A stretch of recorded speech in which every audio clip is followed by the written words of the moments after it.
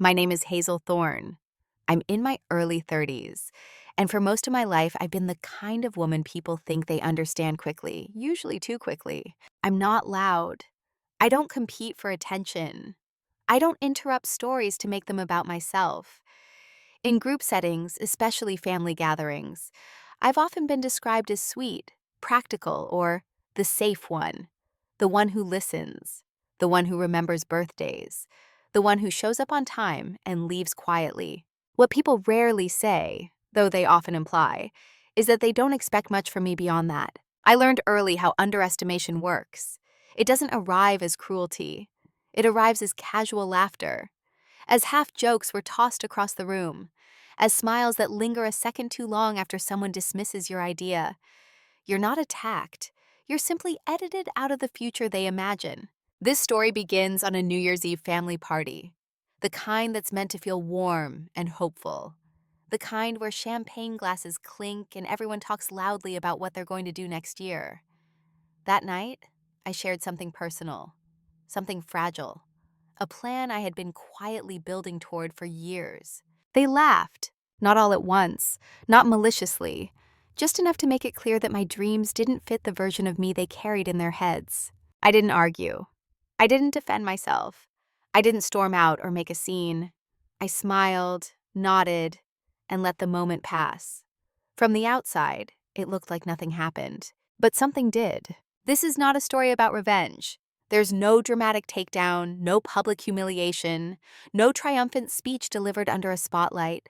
What follows is quieter than that, and more honest. It's a story about what happens when someone stops trying to be understood by people who have already decided who they think you are. About what grows when silence stops being a weakness and becomes a choice.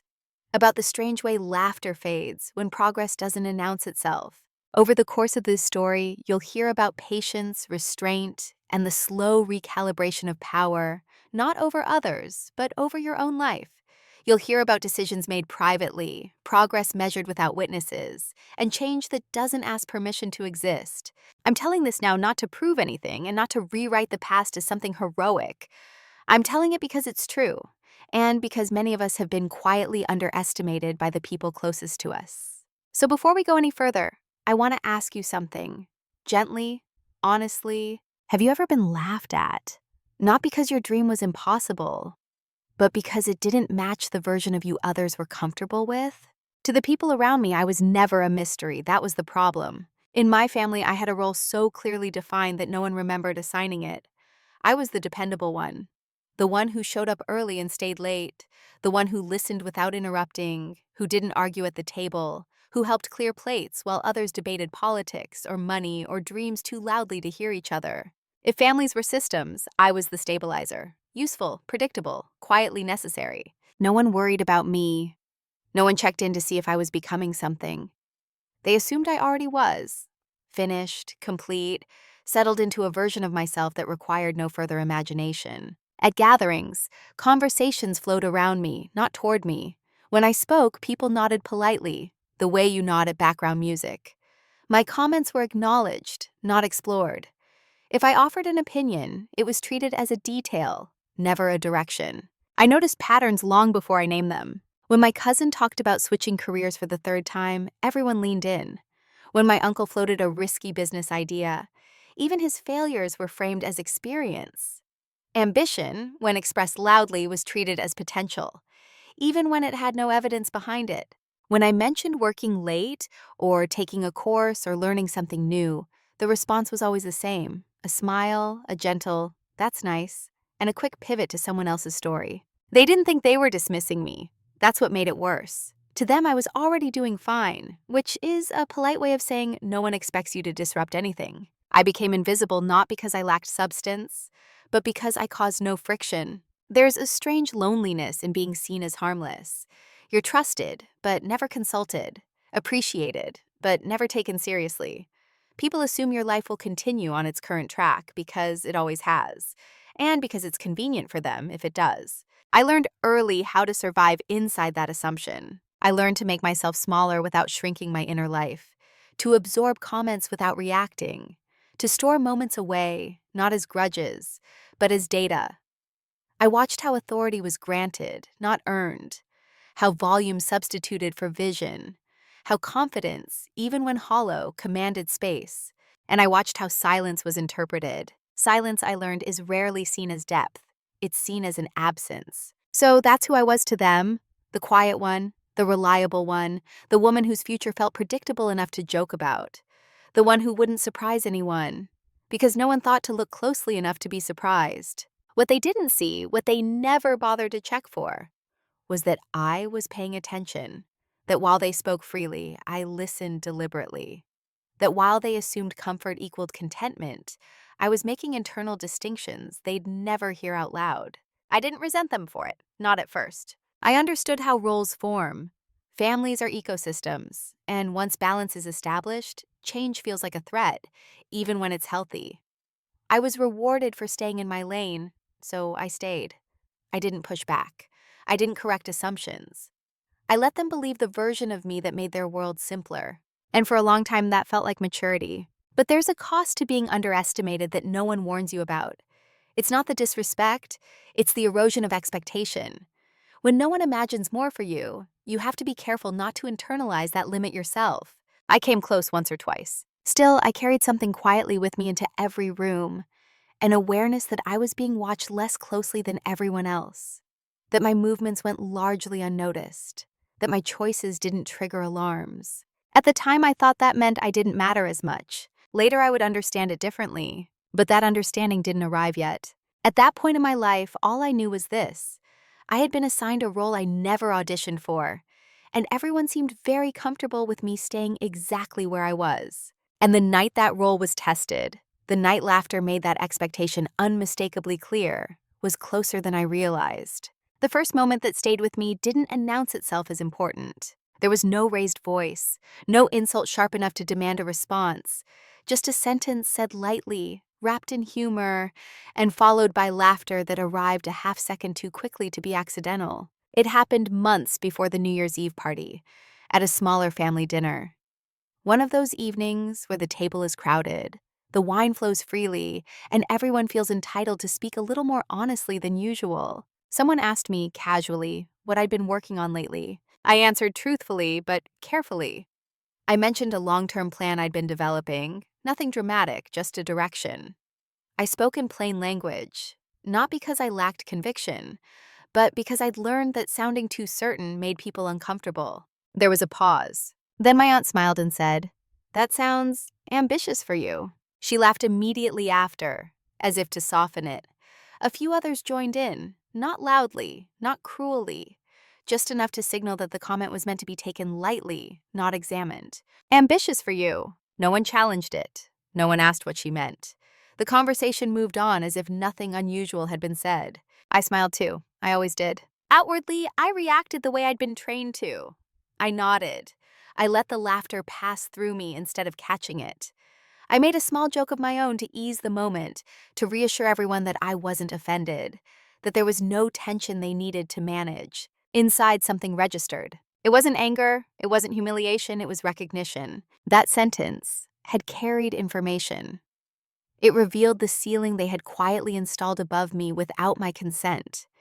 It showed me the gap between how I saw myself and how I was collectively perceived. And more importantly, it showed me how safe they felt saying it out loud. That's what made it a cut. Not deep enough to bleed, just deep enough to be remembered. On the drive home that night, I replayed the moment, not obsessively, but analytically. I asked myself why it had landed the way it did. Why did it bother me more than past comments I'd brushed off? I realized it was because it wasn't about doubt. It was about the category. They didn't think I would fail. They thought I wouldn't attempt anything outside my assigned scope. My ambition itself was the joke, not because it was unrealistic, but because it was unexpected. That distinction mattered. I didn't confront anyone. I didn't correct the narrative. I didn't go home and dramatically resolve to prove them wrong. That would have given the moment more power than it deserved. Instead, I did something quieter. I started paying closer attention. I noticed how often similar comments appeared, always framed as humor, how they were directed at me, but rarely at others, how my calm responses reinforced the idea that these remarks were harmless, even kind, and I noticed how no one else seemed to remember them. That's the strange thing about subtle disrespect. It leaves a mark only on the person it's aimed at. For everyone else, it dissolves the moment laughter fades. I carried that sentence with me for weeks. Not as a wound, but as a data point, a signal, proof that my internal sense of growth was invisible to the people closest to me, and that invisibility had consequences. It didn't make me bitter, it made me precise. From that moment on, I stopped assuming goodwill was the same as respect. I stopped assuming that silence was neutrality. I began to understand that being underestimated wasn't something that happened to me. It was something being quietly maintained around me. And like any system, it could only persist if I continued to play my part without question. At the time, I didn't know what I would do with that understanding. I only knew that something had shifted. A thin line had been crossed, unnoticed by everyone else. The first small cut didn't hurt, but it changed the way I looked at the room. After that first comment, nothing changed on the surface. That was the most unsettling part. No apologies followed, no awkward clarifications, no moment where someone circled back and said, "Hey, I hope that didn't come out wrong." Life continued exactly as it had before, which quietly confirmed what I already suspected. To everyone else, that moment hadn't mattered at all. And because it hadn't mattered to them, it was easy, dangerously easy, for it to start happening again. The remarks were never identical, but they shared the same shape. A suggestion that my plans were sweet. A joke about how I was too sensible to do anything risky. A casual comment implying I preferred stability because I lacked the appetite for more. Each one arrived wearing a smile. I began to recognize the pattern not because the comments became harsher, but because my reactions became automatic. I laughed when they laughed. I nodded when they concluded things for me. I filled in the blanks in ways that reassured them I wasn't about to disrupt the role they found comfortable. In doing so, I helped normalize it. That realization was uncomfortable. It's one thing to be underestimated by others. It's another to realize how often you assist in maintaining that underestimation simply by choosing peace over friction, ease over correction. I told myself I was being mature, that these were small things not worth addressing, that family dynamics weren't the place for personal declarations, that people didn't need to understand me in order for me to live my life. All of that was true, and still, something was being quietly eroded. The more often my intentions were reframed as limitations, the more natural that framing became. Not just to them, to me. I caught myself simplifying my explanations before anyone asked, softening my language, editing out ambition so it wouldn't sound like delusion in a room that had already decided who I was allowed to be. That's how normalization works. It doesn't arrive as oppression. It arrives as an adaptation. I didn't feel angry. I felt reduced. Like a complex idea that had been summarized incorrectly, then repeated until the summary replaced the original. What made it worse was that no single comment was serious enough to justify a reaction. If I had pushed back, I would have looked defensive, overly sensitive, unable to take a joke, and they would have been right, on the surface. Because the jokes weren't cruel. They were convenient. They reinforced an existing hierarchy of expectations without ever stating it outright. I watched how this played out with others. How certain family members were allowed to reinvent themselves repeatedly, even after failure. How their ambitions were framed as growth, while mine were framed as risk. How confidence was assumed in them, and caution was assumed in me. I didn't envy them. I envied the permission they were given. At some point, I stopped sharing details altogether. Not out of secrecy, but out of efficiency. Why explain a trajectory to people who had already written the ending? Silence in that context felt like relief, but it also made the dynamic worse. The less I said, the more they filled in the gaps themselves. The quieter I became, the more my quietness was mistaken for a lack of direction. And each assumption went unchallenged, solidifying into something that felt increasingly permanent. This is how disrespect becomes normalized. Not through escalation, but through repetition and lack of resistance. Through 1,000 tiny moments that individually seem harmless, but collectively redraw the boundaries of how you're seen. I didn't wake up one day feeling mistreated. I woke up one day realizing that I had been gently, consistently, and almost lovingly underestimated for a very long time, and that I had mistaken endurance for strength. Still, I stayed quiet. Not because I agreed with them, but because I hadn't yet figured out what pushing back would look like, without turning myself into someone reactive, loud, or defensive. I didn't want to argue my worth into existence. I wanted it to be undeniable. So I waited, I observed, and I continued to let the comments pass, each one confirming a truth I hadn't fully named yet, that as long as I remained understandable to them, I would remain small in their eyes. Normalization didn't happen all at once. It settled in slowly, like background noise you only notice when it finally stops. And when I eventually realized the role I'd been assigned, the one they were grooming me to accept without protest, I understood that silence alone wouldn't protect me forever. But at that stage, I was still trying to make peace with the idea that this was simply how things were. I hadn't yet decided whether I was willing to change it. There's a moment when awareness stops being abstract and becomes personal. For me, it wasn't sparked by an insult or a confrontation, but by a pattern I could no longer unsee. I began to realize that I wasn't just being underestimated, I was being positioned. Every family system has roles, whether anyone admits it or not. There's the risk taker, the cautionary tale, the loud success, the quiet support. These roles don't require consent. They're assigned through repetition, reinforced through expectation, and protected by discomfort whenever someone tries to step outside them. Mine was clear. I was the dependable one, the emotional buffer, the person others leaned on without worrying about how much weight I could actually carry. I was expected to show up, smooth things over, remember details, and never demand space for myself. And I was very good at it. So good, in fact, that no one questioned whether it was a role I wanted, only whether I would continue to perform it. The realization hit me during a conversation that had nothing to do with me. Two relatives were discussing plans for the coming year, big changes, risky moves, bold declarations. At some point, someone turned to me and said, "Well, Hazel will probably just keep things steady, right?" It was said warmly, comfortingly, as if stability were my defining ambition. No one waited for my answer. That was the moment I understood the assignment. I wasn't expected to evolve. I was expected to anchor, to remain consistent so others could experiment freely.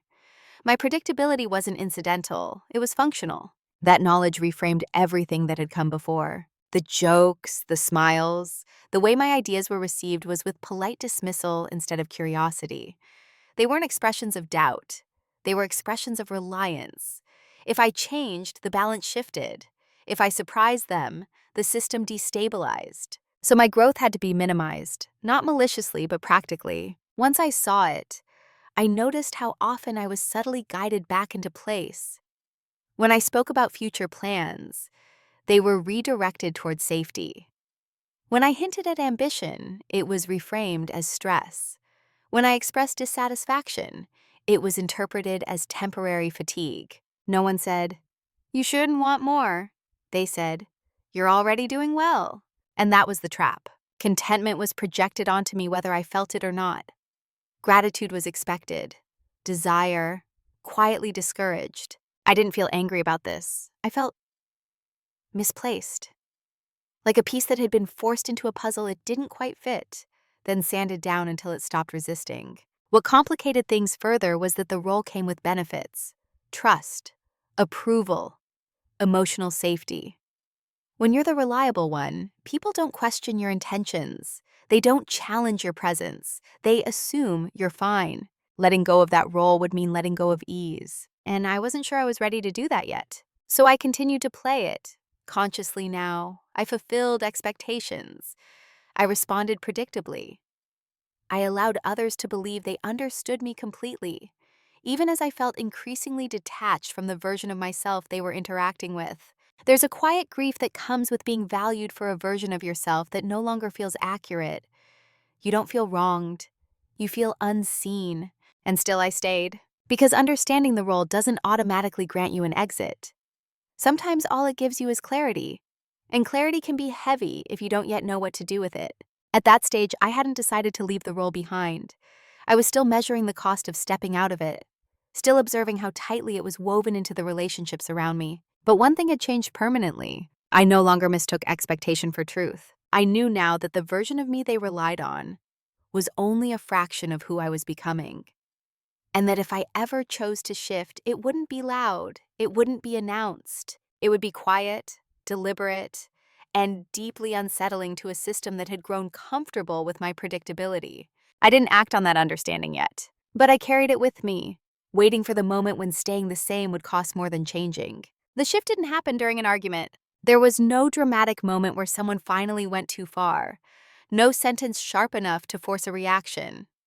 In fact, if anyone had been watching closely, the day would have looked completely ordinary. That's how change often begins.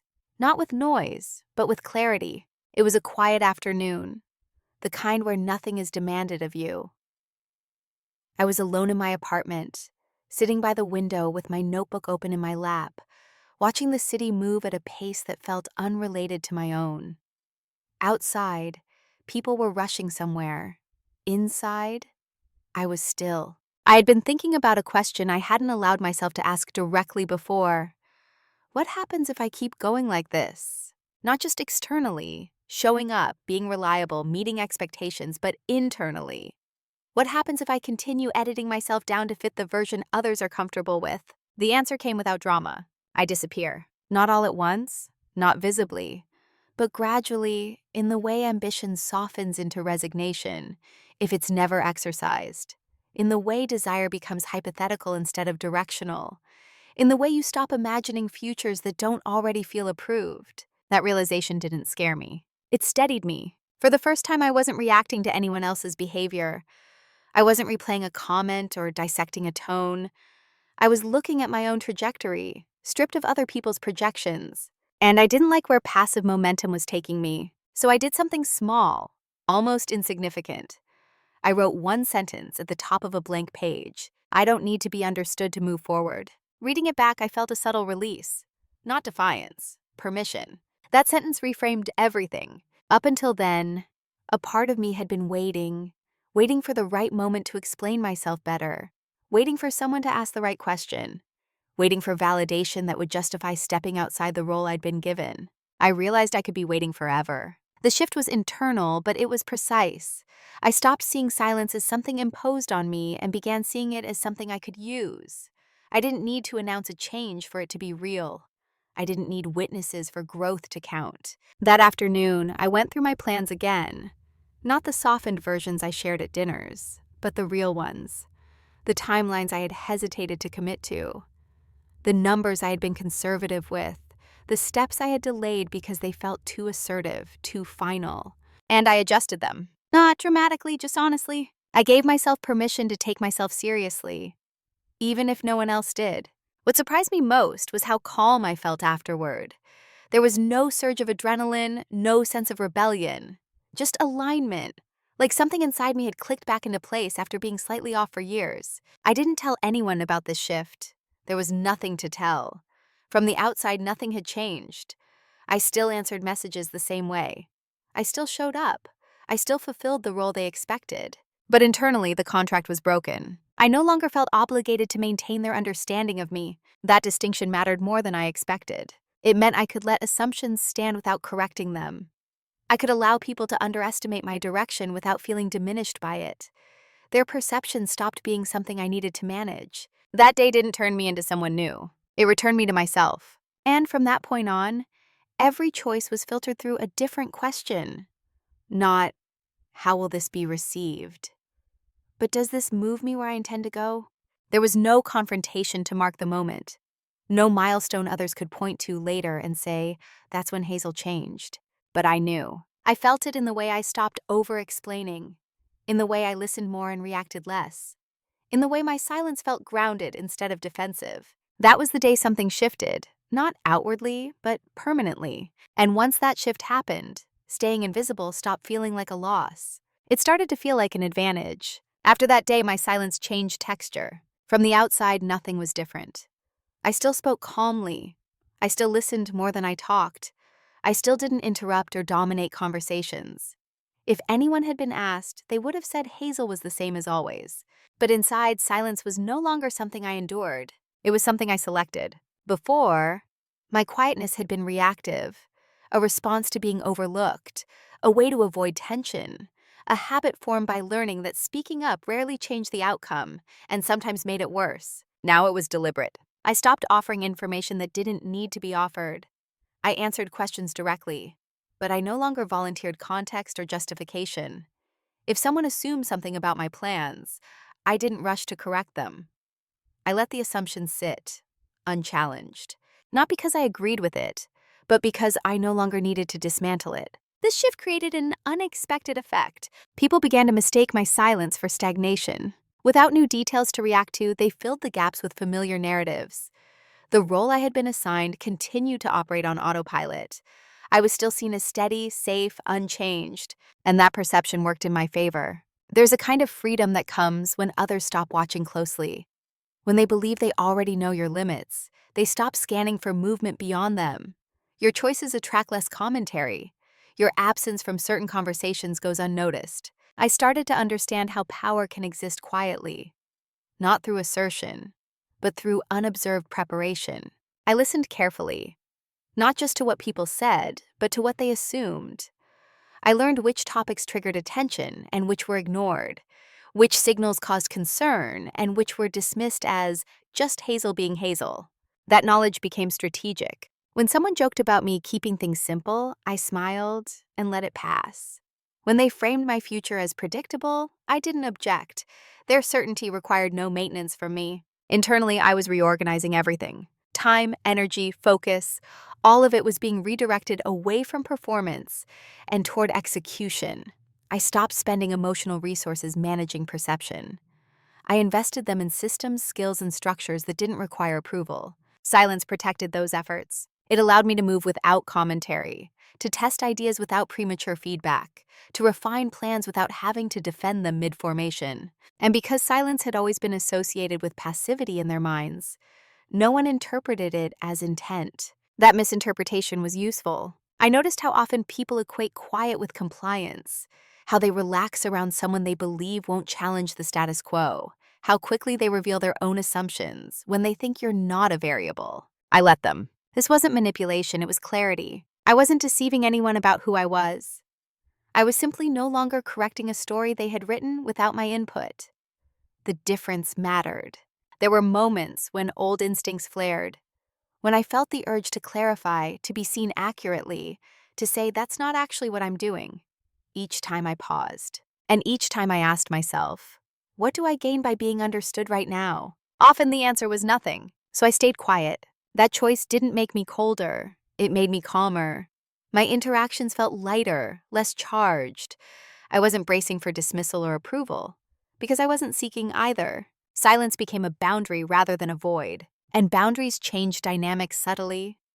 People still approached me for support, for steadiness, for the things I'd always provided, but I noticed something else too. They stopped asking questions that might have required them to revise their image of me. I let that be, because the work I was doing didn't need an audience yet. In time, this choice would create consequences, quiet ones at first, then unmistakable ones. But in that phase, it felt like standing still while everything underneath shifted. I wasn't retreating, I was positioning. And for the first time, my quietness didn't feel like something that happened to me. It felt like something I controlled. What they never noticed wasn't a secret. That's the part people misunderstand. I wasn't hiding in shadows or living a double life. I wasn't pretending to be something I wasn't. Everything I did was in plain sight, just not in a language they were trained to read. Because when people think they understand you, they stop paying attention. They didn't notice the way my routines changed, how my evenings grew quieter, more structured, how social time gradually gave way to focused blocks of work. Not obsessive, not frantic, just consistent. Consistency rarely attracts curiosity. They didn't notice the books accumulating on my shelves, or the way my notebook grew heavier with revisions instead of reflections. They didn't ask why I started declining certain invitations or why I left gatherings earlier than usual. I was still present enough to remain familiar. Familiarity is a powerful disguise. While they were busy narrating their own ambitions out loud, I was learning how systems actually work. Financial ones, professional ones, personal ones. I wasn't chasing inspiration. I was studying patterns. I learned how leverage is built slowly, not dramatically. How optionality grows from preparation, not announcements. How most people exhaust their energy trying to be seen moving instead of actually moving. They didn't notice because nothing about my behavior triggered an alarm. There were no sudden lifestyle changes, no visible upgrades, no declarations of intent. I still dressed the same, I still spoke the same way, I still listened more than I talked. What changed was invisible. The way I thought in timelines instead of moments. The way I measured progress is in margins, not milestones. The way I stopped confusing motion with direction. I began documenting everything, not obsessively but deliberately. Decisions, outcomes, assumptions that proved false. Quiet wins that didn't need celebrating yet. That documentation became a map. And maps are useless to people who don't know they're traveling. They didn't notice the skills I was acquiring because I didn't frame them as reinvention. I framed them as curiosity. A course here, a certification there, always justified as useful, never as transformative. Utility is non-threatening. I understood now why certain kinds of growth are allowed while others are policed. If you grow in ways that serve the system, you're encouraged. If you grow in ways that might shift your position within it, you're questioned. So I grew sideways. Quietly, they didn't notice the way my questions changed. How I asked fewer what-if questions and more how exactly ones. How I stopped seeking advice and started verifying information independently. Advice invites involvement. Verification doesn't. They didn't notice because I gave them no reason to. Their mental image of me remained intact, unchallenged by visible evidence to the contrary. And I let it, not out of spite, out of efficiency. The truth is, preparation rarely looks impressive from the outside. It looks boring, repetitive, unremarkable. That's why so few people commit to it long enough for it to matter. I committed. I learned to be patient in a way I never had before. Not passively patient, but strategically patient. Patient enough to let assumptions calcify while foundations were quietly being laid underneath. There were moments of doubt, of course. Late nights when progress felt abstract, and the absence of external validation tugged at old insecurities. Times when I wondered if I was disappearing instead of advancing. In those moments, I returned to my notebook, not for motivation, but for evidence. Evidence of consistency, of decisions made and followed through, of alignment between intention and action. Evidence that something real was being built, even if no one else could see it yet. They didn't notice because they weren't looking for growth in me. They were looking for stability, and I gave them exactly what they expected on the surface. Underneath, I was changing the conditions of my life in ways that didn't announce themselves, ways that didn't invite commentary, ways that didn't require anyone else to believe in them for them to work. There's a particular kind of confidence that forms when your progress is private. It's quieter than pride, sturdier than reassurance. It doesn't rise or fall with applause. It just accumulates. By the time they would notice something was different, the work would already be done. The leverage is already in place. The decisions are already irreversible. But at that stage, none of that was visible yet. All they saw was Hazel, still reliable, still quiet, still exactly where they left her. What they never noticed was that I had stopped living inside their expectations. And once that happens, change is no longer a question of if, only when. The reveal wasn't something I shared. There was no announcement, no message sent, no moment where I leaned back and thought, now they'll see. In fact, the only person present when it happened was me. That felt important. It came late one evening, in the quiet that settles after a long period of sustained effort. The kind of quiet that doesn't feel empty but earned. I was sitting at my desk, papers spread out, numbers aligned in a way they hadn't been before. For weeks, I had been circling a realization without naming it, testing assumptions, running scenarios, waiting for confirmation, not from anyone else but from the work itself. That night it arrived. I saw clearly that I had leverage, not influence over people, not power in a dramatic sense, leverage over my own options, over time, over the direction of my life. The pieces I had been assembling separately finally connected into a structure that could stand on its own. I remember sitting there longer than necessary, not because I was overwhelmed, but because I wanted to be precise about what this meant. It would have been easy to turn that realization into a moment of triumph, to feel vindicated, to imagine reactions. I didn't. I felt calm, because leverage, real leverage, doesn't announce itself with excitement. It arrives with responsibility, with clarity about what is now possible and what is no longer avoidable. I understood in that moment that I could change my circumstances decisively if I chose to. Not by confrontation, not by explanation, but by an action that didn't require consensus. And I also understood something else. Once I acted on this, there would be no returning to the role I'd been playing. That role depended on my availability, my predictability, my willingness to remain accessible in the same ways. Leverage shifts those conditions quietly. I didn't celebrate because there was nothing to celebrate yet. This wasn't an ending, it was a threshold. Crossing it would mean accepting that some relationships would change, not because I demanded they do, but because the context that sustained them would no longer exist. That night, I closed my notebook and didn't write anything new. I didn't need to. The evidence was already there, documented over time. Instead, I sat with the question I had been postponing. What am I willing to let change? Not what do I want? I already knew that. The harder question was what I was willing to release. Approval, familiar dynamics, the ease of being underestimated. Because leverage doesn't just give you options, it removes excuses. I realized then that much of my patience up until that point had been protective. I was preparing not just materially, but emotionally, for the moment when waiting would no longer be the most ethical choice. That moment had arrived. Privately, silently, I slept well that night. Not because I felt finished, but because I felt aligned. There was no rush the next morning, no urgency to act immediately. Leverage doesn't expire overnight. What it does is sharpen timelines. From that point on, every delay became a decision. Every continuation of the old pattern required justification. I didn't rush to tell anyone, because there was nothing to explain. The reveal wasn't about them. It was about me recognizing that I no longer needed to negotiate for space within a system that had never intended to make room. That recognition carried weight. It meant that any future silence would be intentional. Any continued participation would be chosen, not assumed. Any departure would be executed calmly, without spectacle. They would eventually notice something was different, but not because I announced it.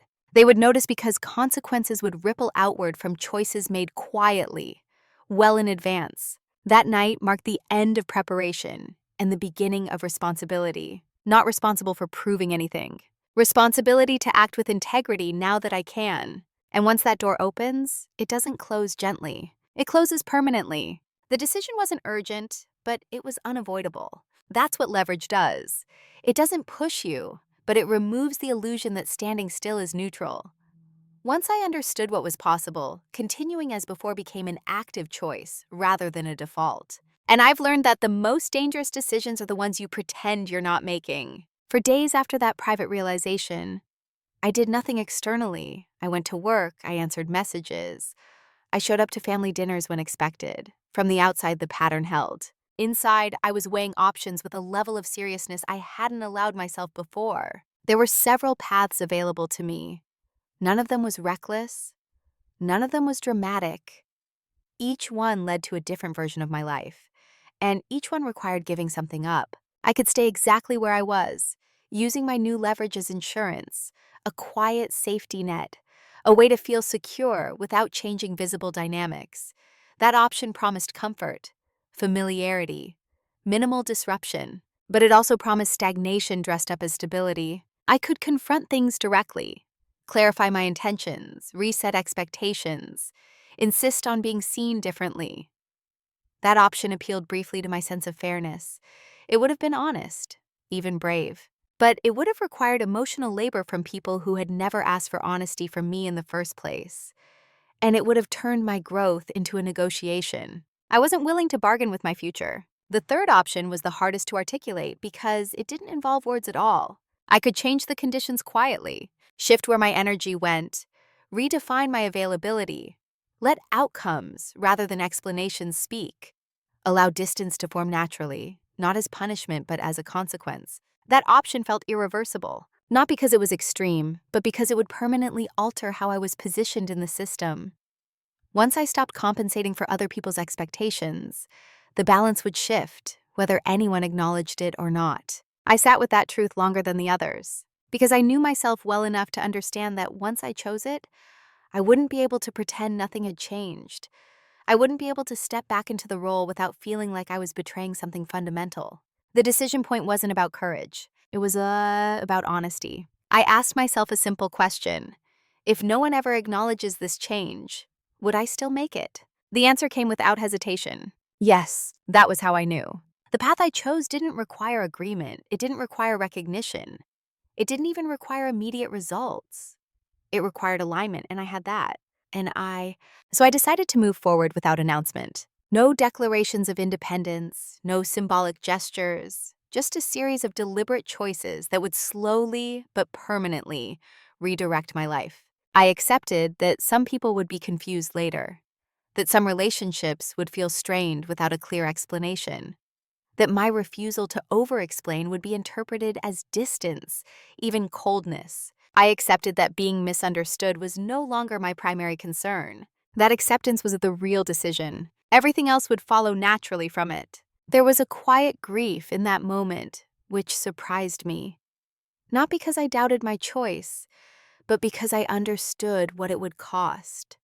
Letting go of ease, of predictability, being the person everyone felt comfortable relying on without question. But grief didn't stop me. It clarified me. I didn't wake up the next day transformed. I woke up committed. And commitment doesn't announce itself. It expresses itself through consistency over time. From that point on, every action had direction. Every yes and no was measured against a future I had finally allowed myself to prioritize. The decision wasn't dramatic enough for anyone else to notice, but it was definitive enough that nothing afterward would be accidental. Once that choice was made, silence was no longer just a strategy. It became the space in which change could actually happen. Once the decision was made, there was no urge to accelerate. That surprised me. I had expected a sense of urgency, maybe even impatience, a desire to act quickly now that I had finally chosen a direction. Instead, what I felt was restraint, a quiet understanding that the next phase required precision, not speed. Moving in silence doesn't mean doing nothing. It means doing only what needs to be done, without inviting commentary. I began by restructuring my commitments. Not dramatically, no sudden disappearances or hard lines drawn, but deliberately. I reduced availability where it wasn't essential. I stopped stepping in automatically. I let small gaps form where I had once filled space without being asked. No one commented at first. People rarely notice when you stop overfunctioning. They just experience it as a subtle shift, something they assume is temporary. I also made tangible changes behind the scenes, financial decisions, contractual adjustments, professional moves that prioritize flexibility over familiarity. Each step was legal, ethical, and unremarkable on its own. Together, they changed the foundation. I didn't seek advice from family. I didn't float ideas to gauge reactions. I worked with professionals who didn't know my history, only my objectives. That separation mattered. It kept the process clean, unburdened by emotional narratives that had nothing to do with the outcome. Silence protected that clarity. At gatherings, I remained myself, calm, attentive, present. If someone asked about my plans, I kept my answers factual and brief. No future casting, no qualifiers, just enough to satisfy curiosity without opening a door. People interpreted this as consistency. They were wrong. I noticed the first signs of consequence not in what was said, but in what wasn't. Invitations that assumed my availability became tentative. Requests were phrased more carefully. The system was adjusting, even if no one consciously recognized why. I let it, because systems respond to behavior, not explanations. I also learned something unexpected about silence during this time. It filters people. Those who were accustomed to my constant presence felt unsettled. Those who valued me beyond utility adjusted without friction. That distinction clarified more than any conversation could have. There were moments when moving in silence felt isolating, when progress was real but invisible, and the absence of external affirmation pressed against old insecurities. In those moments, I reminded myself why I had chosen this path. Visibility had never protected me. Alignment did. Each quiet action reinforced that truth. Each step taken without announcement strengthened my confidence. Not because I was hiding, but because I was no longer outsourcing certainty. From the outside, nothing looked dramatic enough to comment on. There were no obvious markers of change, no stories to retell, no shifts that could be debated or dismissed. That was intentional. The kind of change I was making didn't benefit from interpretation. It benefited from completion. I didn't need anyone to understand what I was doing in real time. In fact, understanding too early would have invited interference, concern, or well-meaning advice rooted in outdated assumptions. Silence kept the process uncontaminated. As weeks passed, I felt a steady sense of momentum, not fast, not thrilling, but undeniable, the kind that comes from actions stacking cleanly on top of each other. I wasn't proving anything. I was executing. And execution has a way of making noise later, even if it begins quietly. By the time anyone would realize that something fundamental had shifted, the steps would already be taken. The structures are already in place. The choices are already irreversible. Moving in silence wasn't about secrecy. It was about respect for the process, for myself, and for the future I was building without asking for permission. Consequences rarely announce themselves. They don't arrive as confrontation or confession. They show up as an absence, as a delay, as small inconveniences that don't make sense yet. At first, no one connected them to me. A plan fell through because someone assumed I'd handle a detail I no longer automatically covered. A family matter took longer to resolve because I didn't step in early to stabilize it. A decision was stalled because the quiet buffer I used to provide wasn't there to absorb the uncertainty. None of this caused the crisis. It caused friction. And friction is how systems realize something has changed. I noticed the shift before anyone spoke about it. Questions started arriving framed as check-ins instead of expectations. Are you busy lately? Everything okay? The tone was curious, not accusatory. I answered honestly but briefly. Yes. Things are good. Monday good. I've been focused. That was all. Without explanation, people began to feel the absence of what I used to supply freely. Not my presence. I was still around. But my predictability. And predictability, once removed, creates unease. There was a subtle recalibration happening. Roles were being redistributed, tasks reassigned. Emotional labor was redirected to people who weren't accustomed to carrying it. That redistribution wasn't dramatic, but it was uncomfortable. I watched it unfold without intervening, not out of detachment, but out of respect for the process. If I stepped back in to smooth things over, I would be reinforcing the very pattern I had chosen to leave behind. Letting consequences emerge is harder than causing them. It requires restraint. I noticed how quickly people looked for explanations that didn't involve me. Stress, timing, miscommunication. Anything but the possibility that the system had been relying on something it never acknowledged. It wasn't denial, it was a habit. There was one moment that stood out. A family member commented, half joking, "Things have felt a little off lately." The room went quiet for just a second too long. I didn't respond, not because I was withholding the truth, but because the truth didn't require my narration. The system needed to feel the shift before it could name it. Soon after, the tone changed. Requests became more direct. There was less assumption, more negotiation. My time was no longer treated as an extension of the group's needs. That was new, and it wasn't entirely welcome. Change, even quiet change, disrupts comfort. And comfort, once disrupted, often seeks restoration rather than understanding. I sensed the early stages of that impulse. The subtle attempts to re-engage me in old ways, invitations framed nostalgically, comments about how we should get back to how things were. I acknowledged them kindly and declined where necessary. Not coldly, not dramatically, just consistently. Consistency is what turns absence into consequence. There was no satisfaction in watching others struggle to adapt. If anything, there was sadness. I saw clearly now how much invisible work I had been doing, and how little awareness there was of its weight until it was gone. But that sadness didn't move me to reverse course, because I also saw something else, space opening up, space in my calendar, space in my thinking, space to respond instead of react.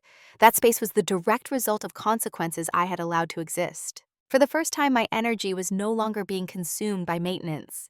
It was being preserved for direction. The consequences weren't punishment.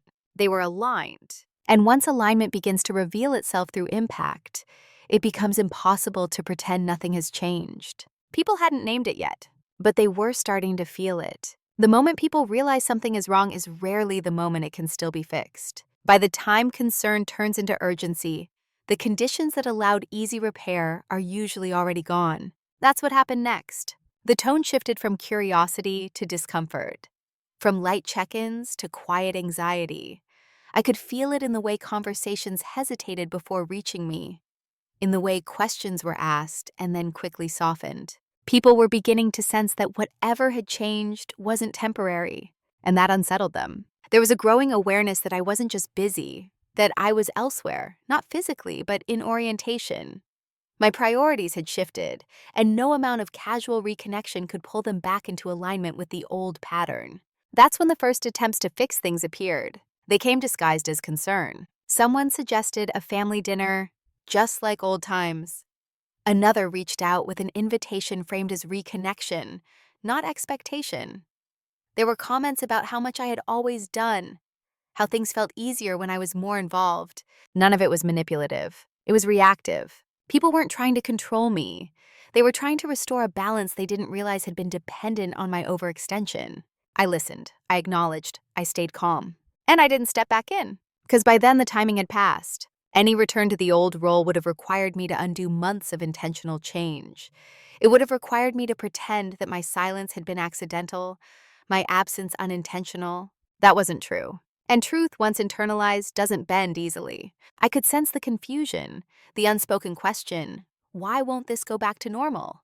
But normal had only existed because I had maintained it at my own expense. Once that maintenance stopped, normal expired. There was a brief window earlier, before leverage, before decisions, when conversation might have altered the outcome, when clarification could have adjusted expectations. But that window closed quietly, long before anyone noticed. By the time concern surfaced, action had already been taken. I had already changed my commitments, already redirected my energy, already built a life structure that didn't rely on being perpetually available. There was nothing to roll back without dismantling what I had built. I saw a flicker of regret in some of their eyes, not for how they had treated me, but for how much they had assumed. Regret doesn't always come from wrongdoing.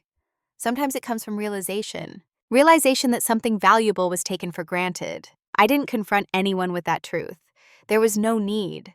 Regret, when genuine, doesn't require explanation. It only needs space to exist. That space was uncomfortable. Silence filled conversations that used to flow easily. Laughter arrived late.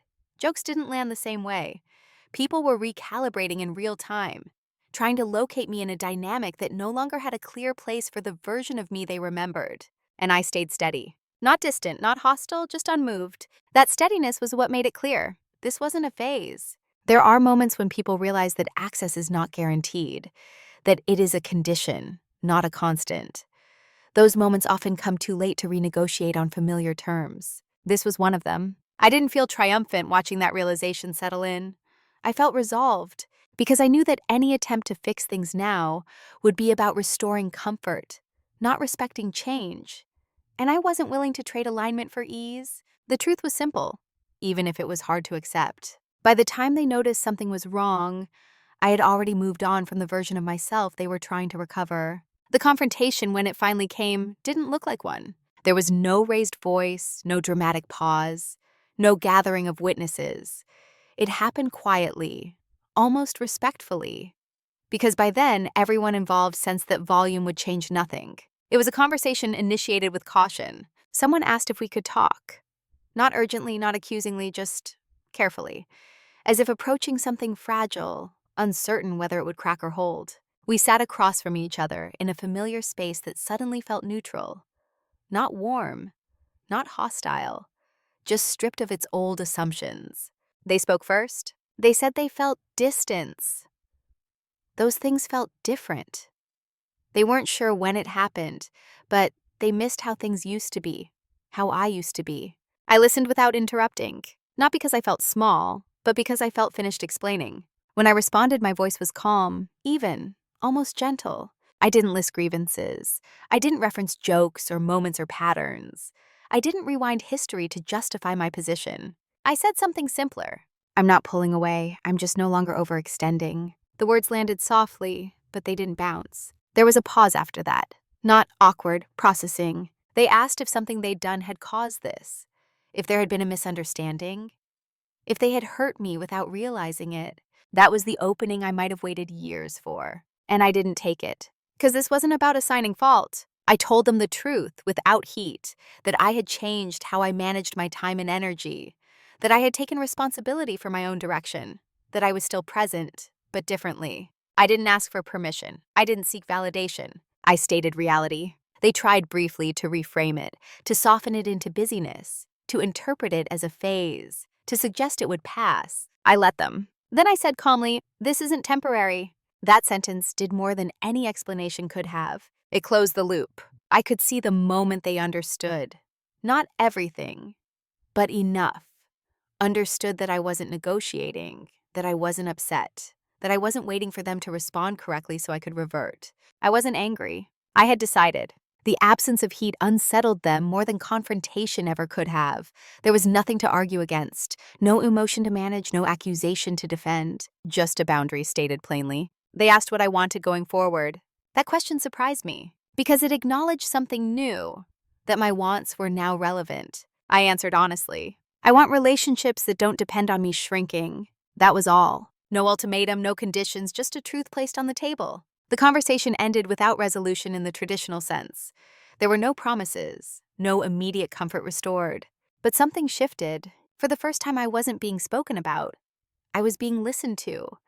Not with familiarity, but with recalibrated attention. And that was enough. I walked away from that conversation feeling neither relieved nor drained, just clear. Confrontation without heat doesn't seek victory. It seeks alignment. And alignment, once stated calmly and held consistently, doesn't require repetition. It simply becomes the new ground everyone has to stand on. Who I am now is not a reaction to who I was then. That distinction matters to me. I didn't become harder because I was hurt. I didn't become distant because I was dismissed. I became clearer because I finally stopped confusing endurance with integrity. Today, my life is quieter, but not smaller. I move with intention. I choose commitments based on alignment, not obligation. When I say yes, it's deliberate. When I say no, it's clean. I no longer soften my boundaries to preserve comfort that costs me clarity. The most noticeable change isn't in what I do, it's in what I no longer tolerate. I don't rush to explain myself. I don't manage other people's interpretations. I let silence do its work without feeling the need to fill it.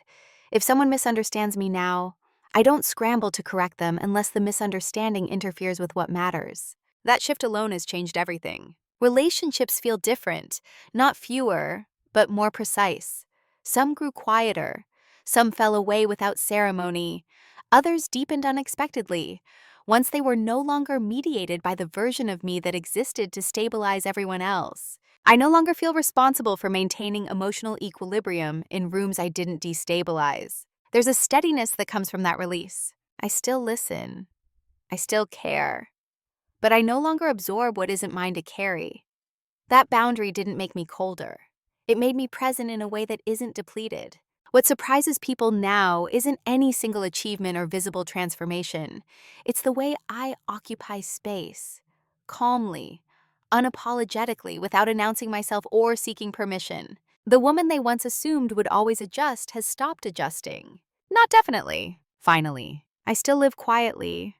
I still value privacy. But my quietness is no longer an invitation to overlook me. It's a signal that what matters in my life doesn't require external validation to exist. And when I do speak now, people listen differently. Not because I demand attention, but because I don't waste words. I've learned that respect doesn't come from being understood perfectly. It comes from being consistent with yourself long enough that others have to recalibrate around you. That recalibration is ongoing. Some people are still adjusting. Some never will. I've made peace with that.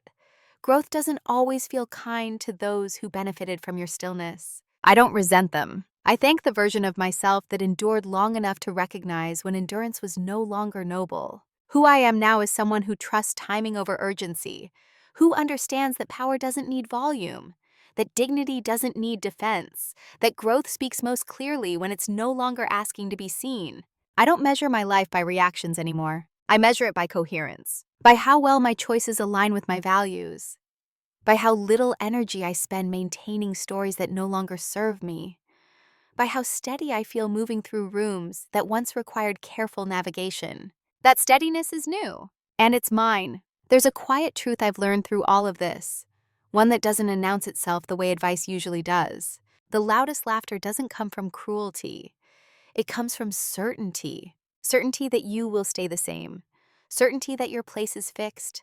Certainty that your dreams are harmless because they don't threaten the shape of anyone else's world. That's why being laughed at can hurt even when it's wrapped in humor. It's not the sound, it's the assumption behind it. The belief that your growth has limits that others can define for you. What I learned is this: you don't owe anyone a performance of becoming. You don't need to defend your plans while they are still fragile. You don't need to correct every misunderstanding in real time. And you don't need to announce your evolution to make it valid. Real change rarely asks to be seen. It asks to be sustained. I didn't grow by proving anyone wrong. I grew by removing myself from the need to be right in rooms that weren't listening, by choosing alignment over explanation, by letting silence do what arguments never could. And when the consequences came, quietly, gradually, they weren't about punishment or victory. They were about balance, finally being restored, about energy returning to its rightful owner. If there's one thing I hope this story leaves you with, it's this: being underestimated is not a curse if you don't internalize it. It can be a kind of cover, a space where you can prepare without interruption. Where can we build without interference? Where your growth isn't shaped by applause or doubt. But that only works if you're willing to let go of the version of yourself that exists to be palatable. Not everyone will understand your silence. Not everyone will adjust when you stop shrinking. And not everyone deserves a front row seat to your transformation. That's not bitterness. That's discernment. The most powerful shifts in my life didn't happen when I spoke louder or demanded recognition. They happened when I decided, quietly, that my future didn't need consensus.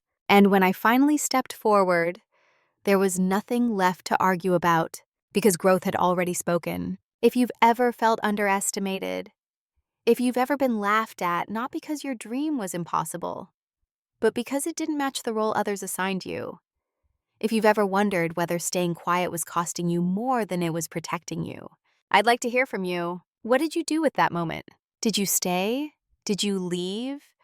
Or are you right now still quietly becoming someone they haven't noticed yet? Let me know in the comments.